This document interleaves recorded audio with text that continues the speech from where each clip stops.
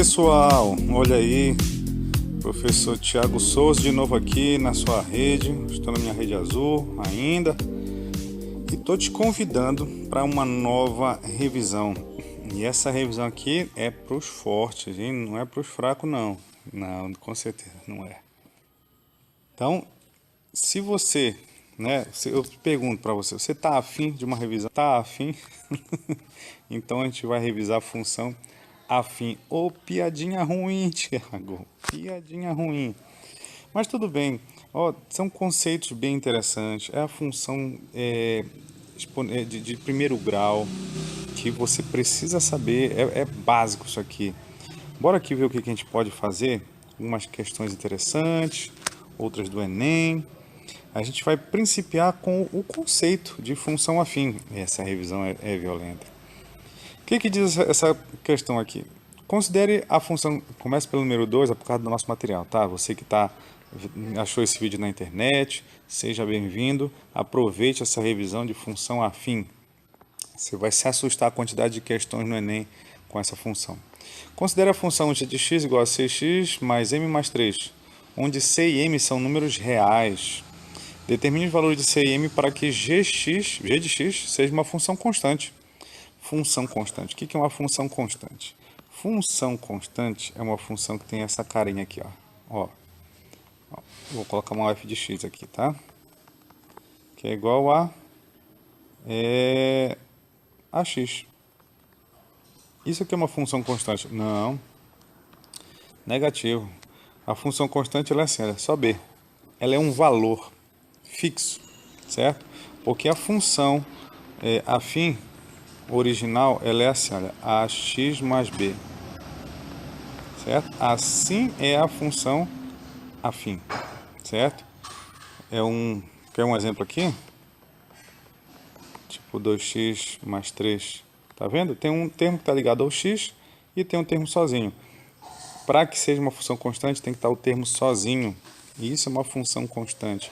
Então dá para perceber que lá na função original, do cx mais m mais 3, eu não vou ter essa parte aqui, ó, cx, né? Não é isso? Então, beleza, se eu não vou ter essa parte cx, então quer dizer que o c tem que ser zero. Então, o c tem que ser zero. Esse é o valor de c para que a função seja constante. E o valor m? M, qualquer valor de m que eu colocar ali, ela vai ser uma constante. Então, o m é pertencente aos reais. Qualquer número do conjunto dos reais está valendo aqui. Aí eu vou ter o que? Uma função constante. Exemplo, g de x, né, Thiago? G de x igual a 7, por exemplo. Viu? Joguei lá o valor de m valendo 4 e o valor de c valendo 0. Tá aí, uma função constante. Muito bem. Só que, e se eu quiser uma função do primeiro grau e não linear? Função do primeiro grau e não linear significa ela tem que ser inteira, completa, certo? Do jeito que a gente viu aqui, ó. fx, ax mais b, certo? Completinho. Então, o c, ele não pode ser zero, porque se ele for zero, zero a parte do x, e aí já não tem uma função do primeiro grau, volta a ser constante. Então, o c, para que seja do primeiro grau, tem que ser diferente de zero. Qualquer valor menos o zero. E o valor m? M continua do mesmo jeito. Qualquer número dos reais está valendo. Quer um exemplo? Já dei um ali em cima, né? Opa, é g. G de x igual a 2x menos 3. Viu? Isso é uma equação do primeiro grau e não linear. A letra C, ele quer que seja linear. Para ser linear, só tem que ter a parte com x. Ó, essa parte aqui não tem que ter. Correto? Então, para aquela parte ali não ter, então tudo aquilo ali tem que ser zero. Deixa eu escrever m mais 3 igual a zero. M mais 3 tem que ser zero. Então, quando eu passar o 3 para lá, o m tem que ser menos 3. Quando o m for menos 3, a função ela vai ser linear. Calma, calma, porque tem um cara ligado ao C, certo? Ao X, que é o C, e esse C não pode ser zero. Então C tem que ser diferente de zero. Parecido a B, né? A B também o C tinha que ser diferente de zero. Mas aqui, para que ela seja linear, tem que ser bem específico. Vou dar um exemplo aqui de g de x, sendo linear. G de x igual a 9x. Viu? Assim é linear. Joia? Bora seguir. Olha essa questão. Uma empresa tem diversos funcionários. Um deles é o gerente, que recebe R$ 1.000 por semana. Os outros funcionários são diaristas. Cada um deles trabalha 2 dias por semana, recebendo R$ 80 por dia trabalhado. Chamando de X a quantidade total de funcionários da empresa, a quantia Y em reais que esta empresa gasta semanalmente para pagar seus funcionários é expressa por, certo? Então, por semana. Então, por semana eu tenho o seguinte: se eu tiver um funcionário, o que eu vou ter aqui? Eu vou ter os R$ 1.000 do gerente, mais, já que ele trabalha 2 dias por semana, né? 2 vezes 80, certo? Isso para um funcionário, correto? Se eu tiver 2 funcionários, eu vou pagar o gerente. Aí, 2 vezes 80, porque são 2 dias por semana a R$ 80, vezes 2. Deu para perceber? 3 funcionários, eu pago o gerente. Isso aqui é o quanto eles trabalham, só que agora 3 estão trabalhando. Então, se eu tiver X funcionários, eu vou ter 1.000 do gerente, mais 2 vezes 8 dá 160. 160 vezes X. Eu acho que eu tenho uma opção com isso. Letra E. Muito bom. Essa foi fácil. Noções de função. 26, também do Enem. Provedores de conteúdos postam anúncios de empresas em seus websites. O provedor A cobra 10 centavos por clique feito no anúncio, além do pagamento de uma taxa de contratação de R$ 50. O provedor B cobra uma taxa de contratação por anúncio mais atrativa, no valor de R$ 20, mais um valor de clique feito por anúncio. Para um anúncio que receberá 100 cliques, o provedor B fixará uma proposta com um valor a ser cobrado por clique, de modo que venha a receber pelo menos o mesmo total que receberia o provedor A. O gerente do provedor B deve avaliar os valores por clique a serem fixados. O valor mínimo que o gerente do provedor B deverá escolher é... Olha só a competição dos indivíduos. Tá certo. Então, bora ver aqui. O provedor A, 10 centavos por clique. 10 centavos. Isso aqui é o provedor A. 10 centavos. O clique é 10 centavos.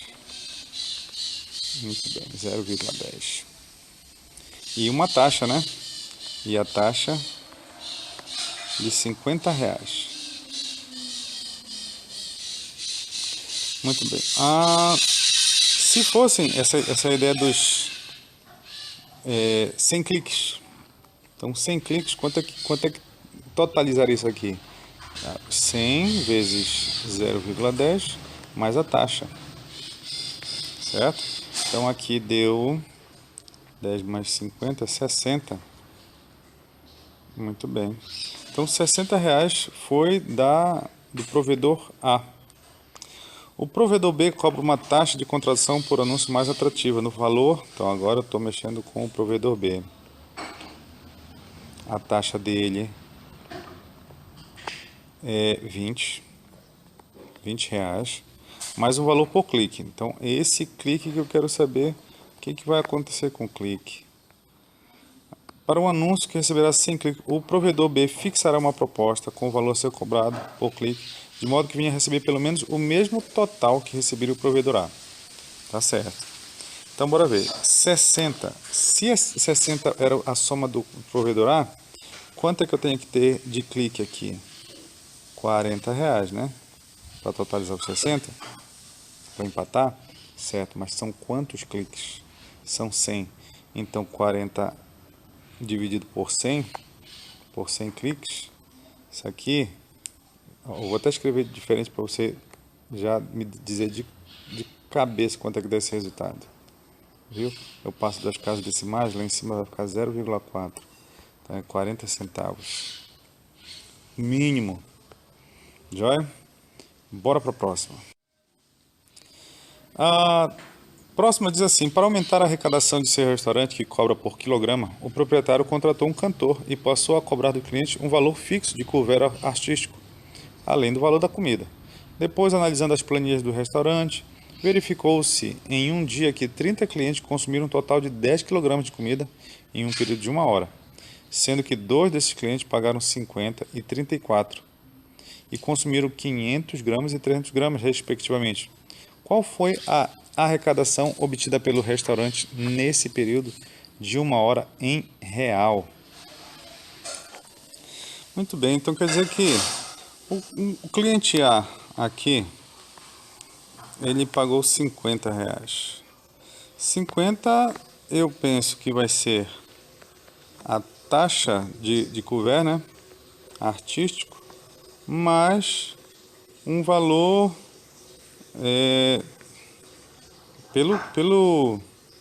por quilograma, né? Então ele consumiu 500 quilogramas, que no caso foi meio quilograma, né? Então tem uma taxa aí o quilograma de comida, certo? Então tudo isso deu 50. Já o cliente B, ele pagou 34, que no caso é o couvert, e ele comeu só 300 gramas. Então tem um valor lá do quilograma, né? Tá bom. Se eu for mexer com essas duas aqui, fizer a subtração, 50 menos 34 vai dar 16. T menos T foi embora. 0,5 menos 0,3 dá 0,2x. Vou saber quanto é o quilograma agora, hein? 16 por 0,2 dá 80. 80 reais o quilograma, hein? Uau! Tá bom. E quanto que deve ser o couvert artístico dele? Só trocar numa das duas lá de cima. 50 igual a taxa de couvert mais 0,5 vezes 80. Então ficou 50, que é igual a taxa mais. Metade de 80 dá 40. Quando eu jogar para o outro lado, vai dar 10 reais a taxa do indivíduo. Então eu já tenho quanto é o custo. O custo tem a taxa fixa de 10 reais mais 80 vezes x. Certo? Não é isso? E não, na verdade esse x não poderia ser x, né? Mas tá bom. Deixa eu trocar aqui, porque normalmente a gente vê na função o x, então eu tenho que segurar o x aqui. Não, pode ser quilograma, Thiago.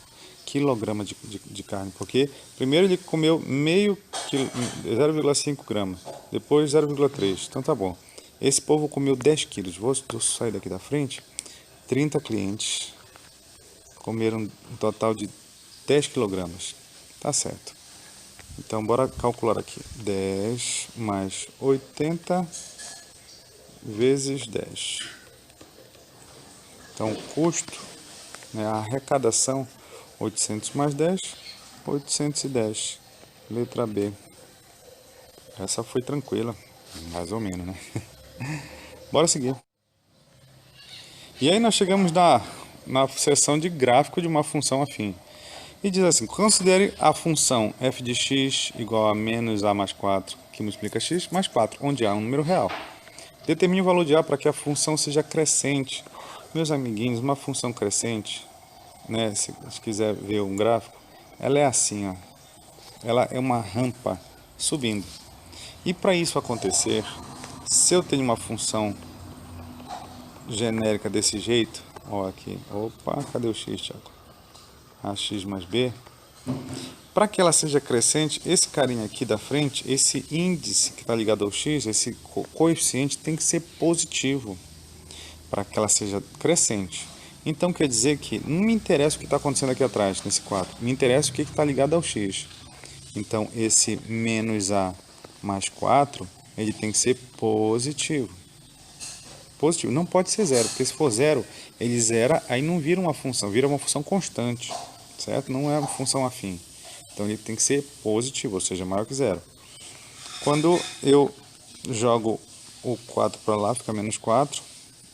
Aí, para multiplicar por menos 1, para que aquele A vire positivo, só que numa inequação, quando eu multiplico por menos 1, esse sinal muda de lado, tá? Então tá aqui, para que ela seja crescente, o valor de A tem que ser menor que 4. Ou seja, se eu jogar 3, 2, 1, 3,9, ela vai ser crescente. Na letra B, eu quero para que ela seja decrescente. Para ser decrescente, esse valor A, deixa eu ver aqui uma decrescente. Uma decrescente aqui, ó. Ela é uma rampa descendo. Esse valor A aqui tem que ser negativo. Ou seja, esse menos A mais 4 tem que ser negativo. Ou seja, menos A mais 4 tem que ser menor que zero. Aí, de novo, jogo o menos 4 para lá, multiplico por menos 1, aqui fica positivo, mas aqui muda de direção. Então, para todo número maior que 4, ela vai ser uma função decrescente. Se eu usar 4,1, 5, 1000, 100, vai dar uma função decrescente. Deu para pegar a ideia, né? Beleza. Aí nós temos aqui na 10ª, determine o zero de cada uma das funções, tá certo? Então bora fazer aqui e ir apagando. Como é que eu faço para descobrir o zero dessa função? Eu zero a função. Eu determino o zero, zerando a função. Então ficou x sobre 5 menos 3 igual a zero. Olha, vou aproveitar para fazer a revisão de equação do primeiro grau. Vou passar para cá. Eu quero o valor de x, certo? Só que eu tenho aqui, o x está cercado de pessoas. Ele tem uma divisão, ele tem uma subtração. Essas coisas estão tudo ao redor do x, tá? A gente faz a sequência inversa de expressões numéricas. Nas expressões numéricas a gente resolve potenciação e radiciação. Depois a gente resolve multiplicação e divisão. E depois adição e subtração. Aqui é o contrário, tá? Tá percebendo lá que eu tenho uma divisão e uma subtração? Eu vou me livrar primeiro dessa subtração. Joga ele para lá então. Como é que uma subtração vai para o outro lado? Somando. Tá aqui. Tá? Ó, tinha x, tinha 5, tinha 3. Tá tudo na equação. Não vai sumir com ninguém, por favor. Tá bem. O que mais? Agora desse lado aqui, grudado no x, eu tenho uma divisão. Como é que eu passo para essa divisão? Em forma de multiplicação. Então, 3 vezes 5. Então, deu 15. O zero dessa função é 15. Certo? É isso que eu preciso aqui. Então, em outras palavras, o f de 0 é 15. F de 0 é 15. Muito bom. Será que eu ainda tenho mais alguns exemplos? Com certeza que não falta exemplo aqui. F de x igual a 2 mais 5x. Como é que eu descubro o zero dessa função? Zerando ela. Viu? O que eu tenho ao redor do x? Eu tenho o 2 que está somando e tenho o 5 que está multiplicando. Eu vou me livrar primeiro do 2. Então ficou 5x igual a 2. Ele não está somando? Passa para lá subtraindo. Tá bom. E agora o x está multiplicando, ele passa dividindo. E finalizou. O f de 0 dessa função é menos 2 quintos. Certo? Depois eu dou uma dica aí boa. E da letra C, menos 2x, como é que eu descubro essa função? Zerando a função. Quem está atrapalhando a vida desse x? O menos 2. Certo? Não é porque está menos 2 que vai passar somando. Não. O menos 2 está multiplicando com x. Então vai ficar x igual a 0 dividido por menos 2. 0 dividido por qualquer coisa é 0. Então, o f de 0, o zero dessa função é 0. E essa daqui, f de x igual a menos 4. Como é que eu faço para zerar essa função? Descobrir o zero. Zerando. Isso aqui não existe zero. Não tem zero. Porque menos 4 não é igual a zero. Então, não tem... Eita, que eu baguncei tudo aqui. Não tem zero. Essa função não tem zero. Ela é uma função constante. Tá, o que quer dizer isso no fim das contas, Thiago? Tá bom. Ó, se eu tenho aqui um gráfico... por exemplo, essa letra A, ela é uma função crescente, porque aqui tem um 1, tá? Então é 1/5 o número que está ligado ao x. 1/5. 1/5 é positivo. Então ela vai fazer isso aqui, ó, ela é crescente. E esse ponto aqui, que está cortando, é 15. Esse é o zero da função. Tá bom? Não esqueça disso. Tá bom? Quer mais uma dica? De repente vai servir para lá para frente? Sabe que ponto é esse aqui? Esse menos 3. Então aqui é menos 3. Certo? O zero da função é aquele ponto que corta o x. E o menos 3, o cara que está sozinho, é o ponto que corta o y. X e y aqui. Joia? Tá bom. Já tá bom de dica aqui. Bora para a próxima. Diz essa daqui do Enem. O valor cobrado por uma corrida de táxi é calculado somando-se a bandeirada. Um valor fixo que é cobrado em qualquer corrida. E há um valor variável que depende da distância percorrida. Uma empresa de táxi cobra pela bandeirada o valor de R$ 4,50 para corridas de até 200 metros. E é cobrada somente a bandeirada e para a corrida de até 200 metros é cobrada somente a bandeirada. E para corridas superiores a 200 metros é cobrado o valor de 0,02, ou seja, 2 centavos para cada metro adicional percorrido. Para analisar o valor cobrado em real, a função da distância percorrida em metro, a empresa elaborou um gráfico com uma simulação para uma distância de 600 metros. O gráfico que representa o valor da corrida em real em função da distância percorrida em metro é... temos vários gráficos aqui para serem analisados. Bora ver então. Agora analisando as informações. Uma empresa cobra pela bandeirada o valor de R$ 4,50. Isso aqui é um valor fixo. O cara entrou no táxi, é R$ 4,50. Onde é que eu tenho esse valor? Onde é que eu tenho essa informação? Em todos os gráficos eu tenho a bandeirada. Ou seja, com 0 metros percorridos, todos eles estão marcando. O cara já está pagando R$ 4,50. Então não ajudou nada. Para corridas de até 200 metros é cobrado somente a bandeirada. Então andou só 200 metros? Não, tá bom, é só os 4,50. Então dá para perceber que, tá aqui, com 200 metros ele ainda está cobrando 4,50. Com 200 metros ele ainda está cobrando 4,50. Com 200 metros ainda está cobrando 4,50. Aqui não, bora imaginar que 200 metros aqui já passou de 4,50. Já passou, então essas daqui já foram. Tá certo. Mas e aí? E a partir dessa situação? Para corridas superiores a 200 metros é cobrado o valor de 0,02 para cada metro adicional percorrido. Ou seja, 201, né? Já é cobrado 0,02. Tá certo. Bora ver onde é que nós temos essa análise correta. 0,02, tá? 0,02. Então quer dizer que para 600, por exemplo, que é o que ele está analisando, 600 metros vai ser os 4,50. Opa!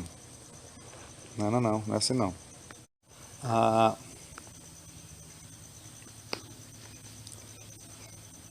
Quando ele andar 600 metros a mais, significa que ele andou 400, né? Ou quando andar 600, significa que andou 400 a mais. Bora ver quanto é que resulta isso. Essa conta tem duas casas decimais aqui, eu me livro dessas duas, puxando as duas casas decimais do outro lado. Certo? Deixa eu escrever aqui, olha. Eu puxei essa duas casas decimais, virou 2, e retraí 2 aqui, para equilibrar. Aí ficou 8. Então quer dizer que fora os 4,50... os 4,50, tá bom, vai ficar vermelho mesmo. Eu tenho esses R$8 dos R$400 a mais. Então isso aqui deu 12,50. Para 600 metros é 12,50. Onde é que eu tenho isso? Na letra D. Viu? Aqui na letra C para 600 deu R$8. Não. E 16,50 na outra? Também não. Letra D, com certeza. Bora seguir. Chegamos nessa da VUNESP. Apresentamos a seguir o gráfico do volume do álcool em função de sua massa, a uma temperatura fixa de 0 graus Celsius. Tá aqui um gráfico bonitinho. Baseado nos dados do gráfico, determine a lei da função apresentada no gráfico. Tá bom? Bora ver a lei da função. Eu tenho os pontos, né? Tem o ponto 0 e 0 aqui e o outro 40 e 50. 40 para x, 50 para y. Muito bem. Eu sei que a função original é assim, né? Y igual a x mais b. Cadê o f de x? Essa aqui é uma outra forma de representar. Certo? O primeiro ponto que eu posso trocar é o ponto 0 e 0. Quando eu trocar o ponto 0 e 0, ó, 0 para x e 0 para y. 0 para x e 0 para y.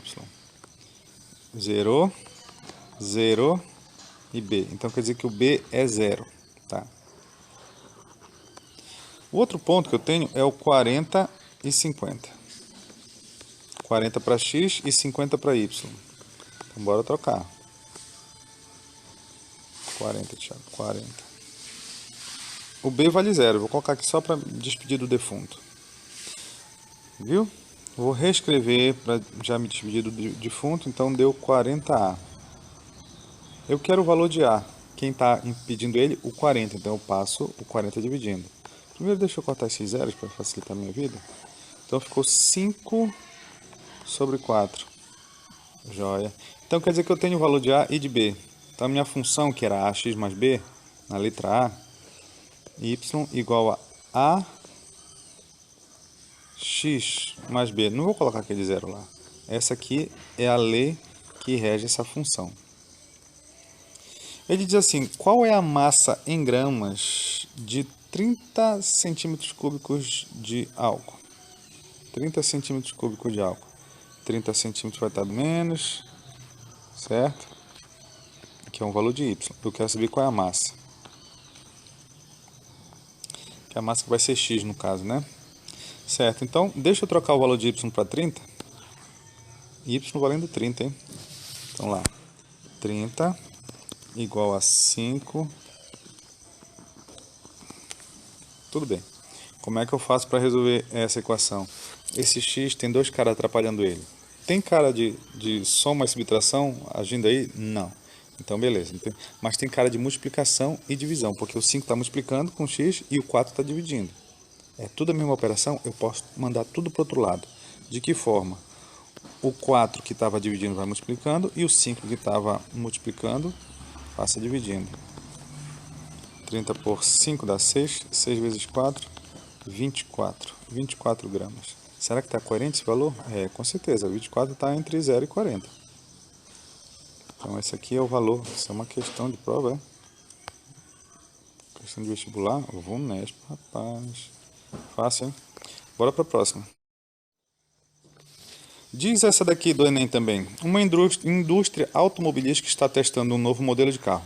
50 litros de combustível são colocados no tanque deste carro, que é dirigido em uma pista de testes. 50 litros, 50 litros. Até que todo o combustível tenha sido consumido. O segmento de reta no gráfico mostra o resultado desse teste, no qual a quantidade de combustível no tanque é indicada no eixo Y. Verdade, Léo. Viu? Foi diminuindo o valor do combustível até zerar. E a distância percorrida pelo automóvel é indicada no eixo horizontal.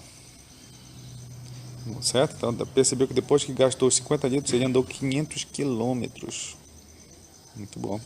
A expressão algébrica que relaciona a quantidade de combustível no tanque e a distância percorrida pelo automóvel é... Muito bem. O que nós podemos perceber aqui?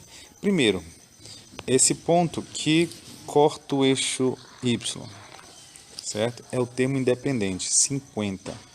Ó, na letra A é 500, não pode ser 500, é 50. Aqui tem 50, tá, pessoal? Ó, aqui tem 50 e aqui tem 500. Então já eliminamos duas. Muito bem. Segunda coisa, o gráfico está decrescente. Então quer dizer que o A, que é aquele coeficiente que está ligado ao x, ele tem que ser negativo. Certo? Qual é que nós temos aqui? Ó, aqui é 1 sobre 10 positivo e aqui é menos 1 sobre 10. Então tá aqui. Essa daqui é a nossa expressão algébrica. Tá certo? Se você estivesse numa questão, né, discursiva, por mais que tenha para marcar, você explicaria tudo aquilo que eu estou falando aqui. Falando sobre o ponto A, sobre o ponto que corta o eixo Y, certo? Não é só marcar não. Mas se for vestibular, beleza. É só marcar mesmo. Para a próxima. E diz essa aqui da Bahia, gente, se f de x é uma função decrescente e g de x é crescente, então a solução do sistema de equações é... Que coisa, hein? Tá bom. Bora ver o seguinte aqui. O que é uma função decrescente? Que no caso seria... O Thiago já explicou isso. Não, mas calma. Ó, uma função decrescente. Um exemplo. Se aqui for 2 e aqui for 3... Bora imaginar que aqui seja 5. Quanto é que vai ser aqui em cima? Chuta um valor para mim. Isso, boa. 7. Não é? Tá lógico. Esse aqui, ó, 2 e 3. Aqui tá na sequência. 5 e 7. O 7 é maior do que o 5. Beleza? Quando eu aumentei o valor de x, ou seja, foi de 2 para 3, o valor de y desceu. Não é? Percebeu? Quando estava em 2 era 7. Quando eu subi para 3, o y desceu para 5. Numa função decrescente, quando o x aumenta,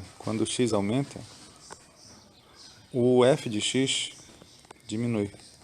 Ele funciona ao contrário. Então, se o f de 3x menos 2 é maior, ó, se o f de x de 3x mais 2 é maior do que o de f de x mais 4, significa que se 7 é maior que 5, significa o quê? Que o 2 é menor que 3. Porque eu estou fazendo a relação do 7 com o 2. Tá? Se as funções, na função decrescente, elas respeitam a desigualdade, quando eu analiso o x, é ao contrário. Então, deixa eu escrever o que aconteceu aqui. Se f de x de 3x menos 2 é maior que o outro, então significa que as coordenadas 3x menos 2, uma é menor que a outra. Certo? Eu inverti na decrescente. Deixa eu resolver aqui para ver o que acontece. Todo mundo que tem x vem para cá. Então, menos x, 4 mais 2, certo? Vou juntar aquele 2x, é 3x menos x, dá 2x. Opa, aqui deu 6. Viu? O 2 está atrapalhando ali lá, 6 dividido por 2 dá 3. Muito bom, isso aqui é meia resposta. Tá, o que acontece na outra aqui? Ele diz que o g de x é crescente, então agora é o contrário, certo? Aqui é o contrário. Aqui obedece a mesma ordem. Será que eu acho que é bom eu colocar aqui uma função crescente. Função crescente. Na função crescente, eu trabalhei. Na função crescente, essa aqui é 2, aqui for 3, aqui vai ser 5 e aqui vai ser 7, viu? Quando eu aumento o x, o y aumenta, ele acompanha o mesmo crescimento. Então, se o g de 5 menos x é menor que 3, então significa que 5 menos x também é menor que 3. Eu não tenho que inverter nada aqui. Manda esse 5 para lá, fica menos 5, menos x menor que menos 2. Quando eu multiplico por menos 1, para assumir aquele sinal de negativo ali, vai ficar x, inverte o sinal, e aqui também. Tá bom? Então quer dizer que o x ele é menor que 3, mas ele é maior que 2. X é menor que 3 e maior que 2. X é menor que 3. Pensa no número menor que 3. 2 é um dele, né? Mas ele tem que ser maior que 2. A opção está aqui, ó. Viu? x é menor que 3 e é maior que 2. Tá bom, bora seguir. Outra seção, estudo do sinal da função afim. Não desiste não, rapaz. Agora que a gente deu 35 minutos de vídeo. Bom, diz assim, estude o sinal das seguintes funções. Bora estudar um por um aqui. Essa revisão vai ser boa. E vou apagando. Como é que eu faço o estudo dessa função? Primeiro, eu zero ela, para descobrir qual é o zero da função. A gente já sabe fazer isso, né? 4x, menos 4x igual a menos 7. Aí passo, fica menos 7 dividido por menos 4. Fazendo o jogo de sinal, aqui ficou 7 quartos. Depois que eu fiz esse jogo de sinal, o que eu faço? Marco esse ponto aqui, que é o 7 quartos. Aquela função original é decrescente, dá pra ver aqui o sinal negativo? Então tá aqui, ela é decrescente, ó. Certo? Essas aqui são as partes positivas, que estão acima do eixo. Essas que são as partes negativas, estão abaixo do eixo. Então todas as vezes que eu usar um x maior que 7 quartos, ó, ela vai ser negativa. E quando eu usar um x menor que 7 quartos, ela vai ser positiva. Como é que eu escrevo isso? Eu vou escrever e apagar aqui, tá? O y é positivo quando o x for positivo, for menor que 7 quartos. Certo? Quando o x for menor que 7 quartos, o y vai ser positivo. E o y vai ser negativo quando o x for maior que 7 quartos. Quando o x for maior que 7 quartos, o y vai dar negativo. Pegou a ideia? Estou apagando tudo aqui. Para fazermos a letra B. Na letra B é o seguinte, zerando a função, ficou 0,3x menos 11 igual a 0. 0,3x igual a 11. X igual a 100... Já estou fazendo sozinho, né? Estou com gente aqui. Puxando uma vírgula em cima e embaixo, fica isso aqui. E não dá para reduzir. É isso aqui mesmo. Ah, tá aqui nosso eixo X. O ponto do zero, que é 110 por 3, é uma função crescente? É, porque está positivo lá. Ó, positivo. Então, para cá vai ser positivo, está acima do eixo. E aqui negativo. Como é que eu faço o estudo de sinal? O y vai ser negativo em que momentos? Ah, quando o x for menor que 110 terços. E o y vai ser positivo, parte mais ali, né? Quando? Quando o x for maior que 110 terços. E lá vem a vassoura do Thiago. Vassoura do Thiago. A letra C. 0,25x. Bora zerar essa função. 0,25. X igual a 0. X igual a 0 dividido por 0,25. 0 dividido por qualquer coisa é 0. Dá para perceber lá que a função é crescente. Então aqui está o ponto 0 e ela é crescente. Aqui vai ser positivo, aqui vai ser negativo. Então a função vai ser positiva quando o x for positivo. Ou o x for maior que 0. E o y vai ser negativo quando? Quando o x for menor que 0. Certo? É só fazer essa análise. Acredita que a vassoura do Thiago vai passar de novo? Eu acredito. Tchau. Letra D. Na letra D, zerando a função, porque eu preciso saber qual o zero dele. Tem muita gente atrapalhando esse x. Né? Tem um que está multiplicando. Tem o 10 que está dividindo. Mas tem o cara que está somando. Somando, há muito tempo que a gente manda ele para lá. Então ficou menos 1. Certo? Agora tem esse 10 que está multiplicando e 1, o 10 está dividindo, vai passar multiplicando. E 1 que está multiplicando, passa dividindo. Então, menos 1 vezes 10 por menos 1. Cortou esse com esse, sobrou 10. Tá bom? A função é crescente? Não, Thiago, ela é decrescente. Então, aqui vai ser 10 decrescente. Já sabe que aqui vai ser aqui vai ser positivo e aqui vai ser negativo. A função vai ser positiva quando? Positiva. quando o x for menor que 10. E a função vai ser negativa quando o x for maior que 10. Esse é o estudo do sinal da função. Então, passa a vassoura. Letra E. Menos x. Como é que eu zero esse negócio aqui? Menos x igual a zero. X igual a zero. Função. Ela é crescente ou decrescente? É decrescente. Então, tá aqui. Ó. Aqui é positivo. Aqui é negativo. A função vai ser positiva quando? Quando x for menor que zero. E a função vai ser negativa quando? Negativo é o sinal de menos lá. Quando x for maior que zero. Muito bom. É revisão zona mesmo. Se você puder refazer tudo isso no seu caderno, vai ser muito bom. Vou zerar essa função. 100x mais 1000 igual a zero. 100x igual a menos 1000. Corto esses dois zeros com dois zeros em aqui só. Então sobrou x igual a menos 10. Muito bom. Então tá aqui a reta. Tá aqui o meu menos 10. É crescente ou decrescente? Crescente, olha aqui. É 100x. Então tá aqui crescente. Aqui é positivo. Aqui é negativo. Sempre. O y vai ser positivo quando? Quando o x for maior que menos 10. Certo? Toda vez que for maior que menos 10 vai ficar positivo. E o y é negativo quando?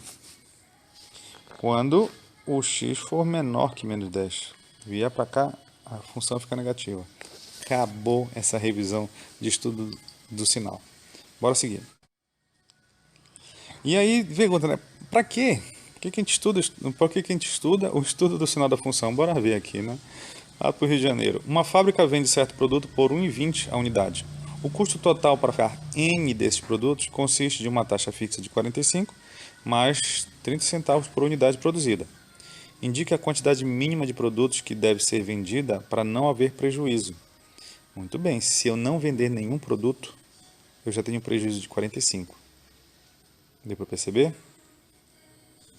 Eu tenho um prejuízo de R$ 45. Certo? Então deixa eu escrever aqui o custo. O custo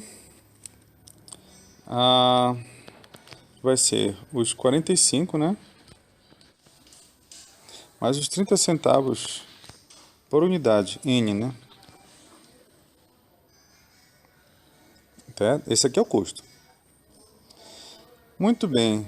E a receita, no caso dele, vai ser o quê? Cada produto que eu vender, eu vou ganhar 1,20. Então, 1,2 N. Tá? Essa é a ideia. O lucro nada mais é do que o quê? A receita menos o custo. Tá ok? Então, a receita é 1,2 N e o custo 45 mais 0,3 N. Bora fazer esse jogo de sinal aqui para ficar 1,2 N menos 45 menos 0,3 N. Subir um pouquinho aqui. Subtraindo esses dois indivíduos, 1,2 N menos 0,3 dá 0,9 N menos 45. Tá bom? Muito bem. Fazendo o estudo do sinal aqui, zerando ele, né? Vai ficar... Vou adiantar aqui. 0,9, que deu 50. 50 produtos. Então, olha aqui o meu gráfico. 50 é o meu zero. Minha função é positiva, é crescente, tá? Eita, que não passou lá. Certo? Se eu vender mais que 50, eu tenho lucro. Se eu vender menos que 50, prejuízo. Então, a quantidade mínima de produtos é 50. Se eu vender 50, eu fico zerado. Eu nem prejuízo, nem lucro. Beleza? Para isso que a gente estuda o estudo do sinal da função. Bora seguir. Tá quase acabando, falta só mais duas, só essa e mais outra. Uma pequena fábrica de tubos de plástico calcula sua receita em milhares de reais através da função R de x 3,8x, onde x representa o número de tubos vendidos. Sabendo que o custo para a produção do mesmo número de tubos é 40% da receita mais 570, nessas condições, para evitar prejuízo, o número mínimo de tubos de plástico que devem ser produzidos e vendidos pertence ao intervalo. Muito bem, então aqui ele já deu a nossa receita, né? Não é? Que é 3,8x. Agora o custo que está meio diferenciado, né? Que é 40% da receita, ou seja, ó, 40% é assim, certo? 0,4 de 3,8x. 40% é isso aqui, não lembra? 40%. Quando eu puxar duas casas decimais, dá 0,4. Por favor. Muito bem. Mais 570. 570. Esse aqui é o custo. E agora a gente vai ver o nosso lucro. Lucro, de novo, é a receita menos o custo. Lucro é a receita, que é 3,8x, menos o custo. Menos o custo, 0,4 vezes 3,8x, mais 570. Então, 3,8x menos 0,4 vezes 0,38, 3,8, 4 vezes 8, 32, 1, 3, 12, 14. Duas casas decimais, 1,42x mais 570. É isso. Tá tudo ok aqui. Tá tudo ok. Então, o lucro deu 38 menos 1,42, ou 3,8, 1,42. 10 menos 8, 2 dá 8. 7 menos 4 dá 3. 3 menos 1 dá 2. 3 menos 1 dá 2. Então, 2,38x. Opa, esse aqui tem que estar negativo, hein? Pelo jogo de sinal ali de cima. Tá certo. Calculando o zero dessa função, então ficou x igual a 570 por 2,38, tá? Isso aqui dá... Opa. Aqui é 1,52. É, rapaz. Aí complica a vida, né? Então, aqui é 28. 2,28. Agora sim. Essa conta dá 250. Tá bom. 250. Então quer dizer que o meu gráfico... É, 250, eu já sei onde é que é o ponto de virada. Então 250 está bem aqui, entre 248 e 260. Fechou. Fechou. Bora para a última. Essa aqui é do Enem, é uma análise de estudo de sinal direto. Para criar um logotipo, um profissional da área de gráfico deseja construí-lo utilizando um conjunto de pontos do plano na forma de um triângulo, exatamente como mostra a imagem. Bem elaborado, né, esse logotipo. Utilizando uma ferramenta gráfica, será necessário escrever algebricamente o conjunto que representa os pontos desse gráfico.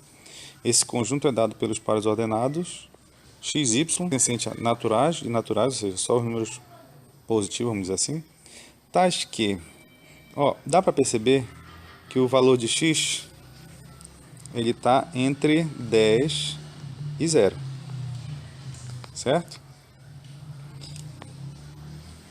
E dá para perceber que os valores de y também entre 10 e 0. Será que a gente tem alguma coisa assim? Ah, ele está perguntando a relação do x com y. Uhum. Tá bom, vou pegar um ponto qualquer, esse ponto aqui.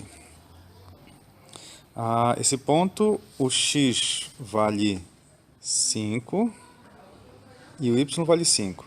Tá bom. Esse ponto aqui, por exemplo, o x vale 10 e o y vale 5. Esse ponto aqui, o x vale 5 e o y vale 0. Dá para perceber que o x ele é maior ou igual a y, né? Aqui ele foi igual, certo? Mas o x sempre é maior que y. Então tá, o x e o y tem que estar entre 0 e 10. Todas essas opções estão desse jeito. Ó, todos estão entre 0 e 10. Acho que dá para ser igual, é verdade. Porque um dos pontos está no ponto 0 e no ponto 10, exatamente. Só que eu tenho que x tem que ser maior ou igual a y. Essa opção é a letra B. Certo? X é maior que y, maior ou igual a y, e eles estão entre 0 e 10. Joia! Então, meus amigos, essa foi uma revisão de função afim, acho que deu para trazer bastante informação aí. São informações que sempre vão estar caindo em vestibulares e principalmente na minha prova, hein? Então, bora aproveitar que tá tocando a musiquinha aí do recreio. Podem sair. Abraço para vocês.